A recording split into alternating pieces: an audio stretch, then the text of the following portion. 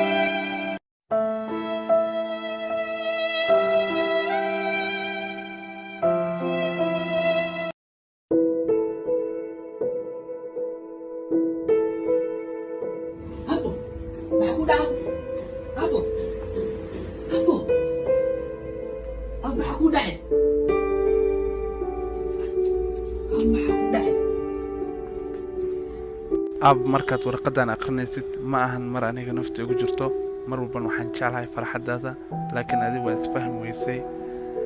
waxaan intaan u guursan waayay waxay ahayd inaadan hal haweenaada dhibtoonin oo aad ku noolaatid farxad, laakiin aabaade farxad waa ka heli waayay. warqada la socoto waxa waaye dhaxalkeena oo guriga hadda ku noolnahay iyo guriga kale. waxaasoo dhan adaan kugu qoray, mar walbana farxad ku noolaa. mar walba farxad ku noolaa. waan ku jeclahay mar walba farxad ku noolaa.